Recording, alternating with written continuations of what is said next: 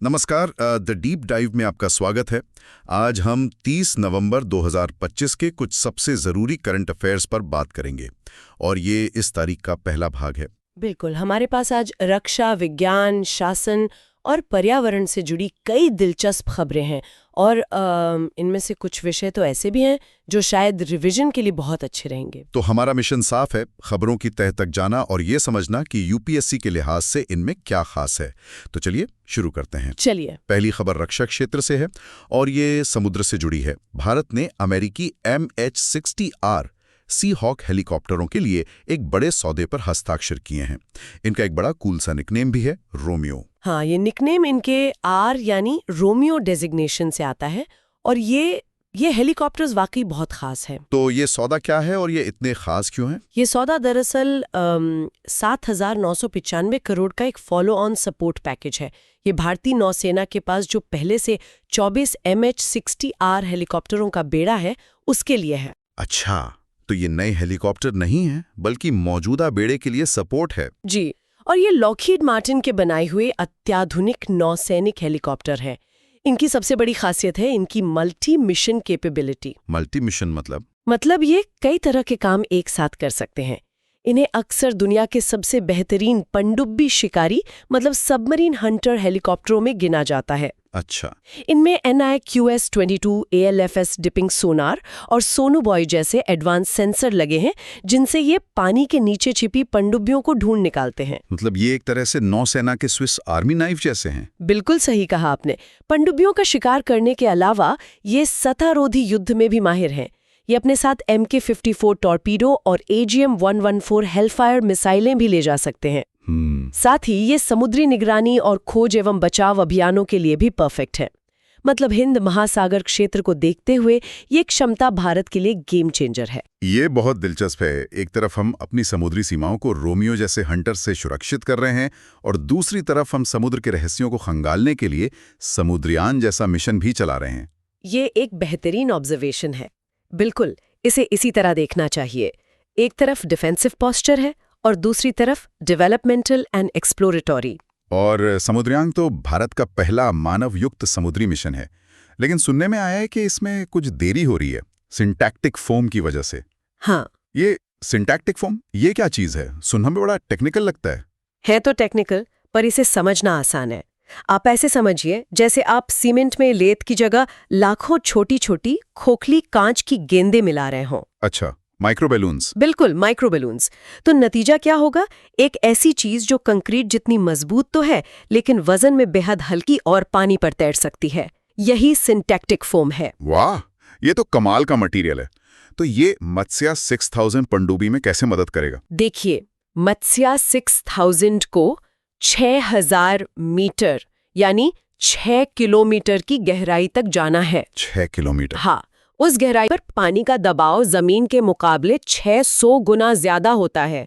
इतने भारी दबाव को झेलने के लिए पनडुब्बी को बहुत मजबूत होना होगा, लेकिन अगर उसे बहुत भारी बना दिया तो वो पानी में डूब जाएगी, ऊपर नहीं आ पाएगी। और यहीं पर सिंटैक्टिक फोम काम आता है। हाँ, हल्का भी और मजबूत भी। एग्जैक्टली, ये सिंटैक्टिक फोम पनडुब्बी को संरचनात्मक मजबूती भी देता है और साथ ही उत्कृष्ट उछाल मतलब सुपीरियर बोयेंसी भी, जिससे वो आसानी से सतह पर वापस आ सके। और ये मिशन पृथ्वी विज्ञान मंत्रालय के अधीन है ना? जी, और ये भारत की ब्लू इकोनॉमी नीति के लिए एक मील का पत्थर है। तो हमने देखा कि भारत समुद्र में अपनी सैन्य और वैज्ञानिक क्षमता कैसे बढ़ा रहा है, लेकिन इस तरह के हाईटेक मिशंस के लिए हमें वर्ल्ड क्लास साइंटिस्ट और इंजीनियर्स भी तो चाहिए, और उनकी नींव तो अच्छे स्कूल टीचर्स ही रखते हैं। आपने बिल्कुल सही कड़ी जोड़ी है। शायद इसीलिए यूजीसी का ये नया मेंटरिंग मिशन इतना महत्वपूर्ण हो जाता है। बिल्कुल, यूजीसी ने सभी उच्च शिक्षण संस्थानों से नेशनल मिशन फॉर मेंटरिंग यानी NMM के तहत शिक्षकों को नामांकित करने के लिए कहा है। ये शिक्षा मंत्रालय की एक बहुत अहम पहल है जो NEP 2020 के विजन का हिस्सा है। तो इसका मकसद क्या है? क्या ये एक तरह की टीचर ट्रेनिंग है? ये ट्रेनिंग से एक कदम आगे है।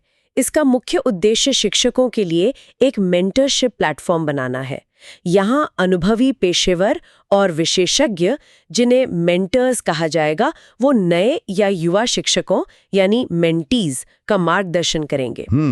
ये सिर्फ पढ़ाने के तरीके सिखाने के बारे में नहीं है, बल्कि प्रोफेशनल डेवलपमेंट, क्लासरूम मैनेजमेंट और नई शिक्षा तकनीकों को अपनाने में मदद करने के बारे में भी है। विचार तो बहुत अच्छा है, पर इसमें भागीदारी स्वैच्छिक यानी वॉलंटरी है, तो क्या इससे ये मिशन कमजोर नहीं हो जाएगा?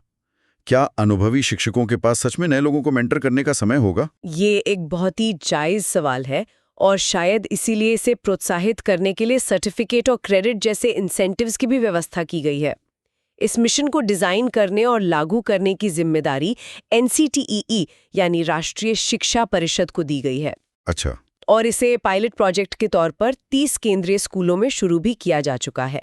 अगर ये सफल होता है तो ये भारतीय शिक्षा में गुरु शिष्य परंपरा का एक आधुनिक रूप हो सकता है। ठीक है। और आज की डिजिटल दुनिया में इस तरह के मिशन को सफल बनाने के लिए एक मजबूत डिजिटल प्लेटफॉर्म की जरूरत होगी, और यहीं से बात आती है इंटरनेट गवर्नेंस की। बिल्कुल। हाल ही में इंडिया इंटरनेट गवर्नेंस फोरम का 5वां संस्करण भी संपन्न हुआ। हाँ, इंडिया इंटरनेट गवर्नेंस फोरम या IIGF असल में संयुक्त राष्ट्र के इंटरनेट गवर्नेंस फोरम का भारतीय चैप्टर है।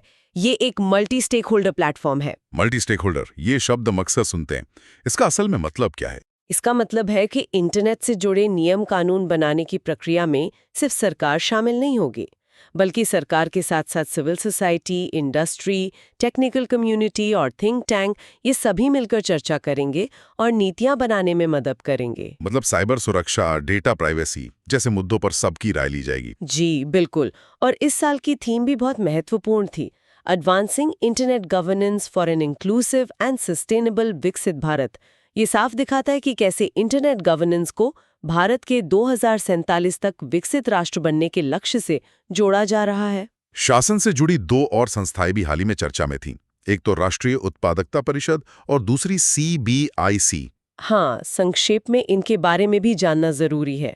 पहले राष्ट्रीय उत्पादकता परिषद यानी NPC की बात करते हैं। ये 1958 में बनी थी और वाणिज्य और उद्योग मंत्रालय के तहत एक स्वायत्त संगठन है। इसका काम क्या है? इसका मुख्य काम है देश में प्रोडक्टिविटी की संस्कृति को बढ़ावा देना। ये सरकार के लिए एक थिंक टैंक की तरह काम करता है और बताता है कि हम कम संसाधनों में ज्यादा आउटपुट कैसे हासिल कर सकते हैं। और CBIC, ये तो GST के बाद से काफी चर्चा में रहता है। हाँ, केंद्रीय अप्रत्यक्ष कर और सीमा शुल्क बोर्ड CBIC वित्त मंत्रालय के राजस्व विभाग के तहत काम करता है। इसका मुख्य काम कस्टम्स, GST और IGST से जुड़ी नीतियां बनाना और उन्हें लागू करना है। तस्करी की रोकथाम भी इसी के जिम्मे है। अच्छा। ये अभी इसलिए चर्चा में था क्योंकि इंडिया इंटरनेशनल ट्रेड फेयर 2025 में इनके पवेलियन को स्वर्ण पुरस्कार मिला है। चलिए, अब शासन और अर्थव्यवस्था से हटकर पर्यावरण की ओर बढ़ते हैं। एक बहुत ही प्यारी सी खबर है। दिल्ली NCR में पहली बार रस्टिक बंटिंग नाम का एक दुर्लभ पक्षी देखा गया है। हाँ, ये बहुत रोचक खबर है। जब मैंने पहली बार इसका नाम पढ़ा तो मुझे लगा कि ये कोई मिठाई का नाम है। ये दिल्ली NCR जैसी जगह पर कैसे पहुंच गया? आपका रिएक्शन स्वाभाविक है। ये बंटिंग परिवार का एक छोटा प्रवासी पक्षी है। ये आमतौर पर नॉर्डिक क्षेत्रों से लेकर पूर्वी साइबेरिया तक प्रजनन करता है और सर्दियों में दक्षिण पूर्व एशिया जैसे चीन और जापान की ओर चला जाता है। तो भारत में इसका दिखना दुर्लभ है? बहुत दुर्लभ, खासकर हिमालय क्षेत्र के बाहर। नर पक्षी तो देखने में बहुत आकर्षक होते हैं। उनके काले सिर पर सफेद धारियां होती हैं। तो परीक्षा के दृष्टिकोण से इसमें सबसे महत्वपूर्ण बात क्या है? सबसे महत्वपूर्ण बात है इसका कंजर्वेशन स्टेटस। IUCN की रेड लिस्ट में इसे संकट के निकट यानी नियर थ्रेटेंड के रूप में वर्गीकृत किया गया है। Near threatened? जी, इसका मतलब है कि इसकी आबादी घट रही है और अगर ध्यान नहीं दिया गया तो ये भविष्य में संकटग्रस्त हो सकता है। इसका दिल्ली NCR जैसे शहरी क्षेत्र में दिखना इस बात का संकेत हो सकता है कि जलवायु परिवर्तन की वजह से इनके प्रवासी रास्ते बदल रहे हैं। वन्यजीव संरक्षण से जुड़ी एक और खबर तमिलनाडु से है। तेनकासी वन प्रभाग ने गोल्डन जयकाल को बचाने के लिए गोल्डन जयकाल एम्बेसडर योजना शुरू की है। हाँ, गोल्डन जयकाल, जिसे हम आम भाषा में सियार कहते हैं, ये पूरे भारत में पाया जाता है और यहाँ परीक्षा के लिए इसकी संरक्षण स्थिति में एक बहुत ही दिलचस्प विरोधाभास है। विरोधाभास वो कैसे? देखिए, वैश्विक स्तर पर IUCN की सूची में यह कम से कम चिंता यानी लीस्ट कंसर्न की श्रेणी में है, जिसका मतलब है कि विश्व स्तर पर इसकी आबादी को कोई बड़ा खतरा नहीं है। लेकिन भारतीय वन्य जीव संरक्षण अधिनियम 1972 की अनुसूची I में इसे सूचीबद्ध किया गया है। अनुसूची I मतलब इससे तो बाघ और हाथी के बराबर उच्चतम स्तर की कानूनी सुरक्षा दी गई है। ये तो वाकई विरोधाभासी है ना?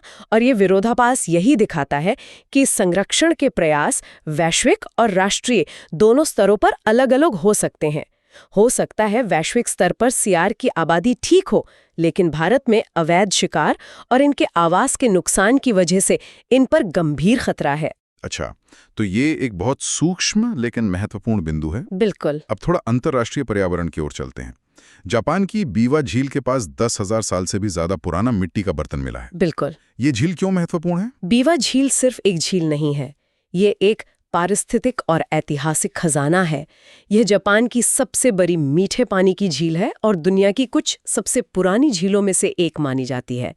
इसकी उम्र लगभग 4 मिलियन वर्ष आंकी गई है। 4 मिलियन वर्ष? जी, और इसका सबसे बड़ा अंतर्राष्ट्रीय महत्व ये है कि इसे 1993 में एक रामसर साइट के रूप में नामित किया गया था। रामसर साइट मतलब अंतर्राष्ट्रीय महत्व की आर्द्रभूमि। सही। और अंत में स्वास्थ्य क्षेत्र से जुड़ी एक महत्वपूर्ण संस्था भारतीय फार्माकोपिया आयोग यानी IPC ने हाल ही में नागालैंड में कुछ MOU साइन किए हैं। ये आयोग करता क्या है? भारतीय फार्माकोपिया आयोग स्वास्थ्य और परिवार कल्याण मंत्रालय के तहत एक स्वायत्त संस्थान है। इसका काम बहुत ही जरूरी है, देश में बिकने वाली दवाओं के लिए मानक यानी स्टैंडर्ड स्थापित करना। ओके। ये इंडियन फार्माकोपिया यानी IP नाम की एक किताब प्रकाशित करता है, जो एक तरह से दवाओं की पवित्र पुस्तक है। पवित्र पुस्तक मतलब ये कि भारत में बनने या बिकने वाली हर दवा को इस किताब में दिए गए मानकों पर खरा उतरना होता है। ये दस्तावेज बताता है कि किसी दवा में कौन से तत्व कितनी मात्रा में होने चाहिए, उसकी शुद्धता और शक्ति क्या होनी चाहिए। तो ये एक तरह से देश का ड्रग क्वालिटी कंट्रोलर है? बिल्कुल, ये भारत के दवा विनिमयन की रीढ़ है। तो ये थी 30 नवंबर 2025 की कुछ प्रमुख घटनाओं पर हमारी विस्तृत चर्चा। हमने गहरे समुद्र की तकनीक से लेकर दुर्लभ पक्षियों और सरकारी संस्थानों तक कई विषयों को कवर किया। आज की चर्चा के बाद एक विचार छोड़ने लायक ये है कि ये सभी क्षेत्र आपस में कैसे जुड़े हुए हैं। बिल्कुल। हमने बातचीत के दौरान इसे छुआ भी। हाँ, जैसे हमने समुद्री रक्षा और समुद्री अन्वेषण को जोड़ा, या उच्च तकनीक और शिक्षकों की गुणवत्ता को। सही। और इसे और आगे ले जाएं। सोचिए, ब्लू इकोनॉमी जैसी एक आर्थिक नीति कैसे समुद्रयान जैसे तकनीकी मिशन को प्रेरित करती है, और साथ ही बीवा झील जैसे प्राचीन पारिस्थितिक तंत्र के संरक्षण के महत्व को भी उजागर करती है। या कैसे इंटरनेट गवर्नेंस पर एक नीति शिक्षा में मेंटरशिप प्रोग्राम के डिजिटल प्लेटफॉर्म को और प्रभावी बना सकती है। इन अंतर संबंधों को समझना ही एक गहरी और समग्र तैयारी की कुंजी है। बिल्कुल सही। उम्मीद है कि यह विश्लेषण आपको जानकारीपूर्ण और उपयोगी लगा होगा। अगर ये चर्चा पसंद आई तो इसे लाइक और सब्सक्राइब करना न भूलें। हम जल्द ही मिलेंगे इस श्रृंखला के अगले भाग के साथ। धन्यवाद।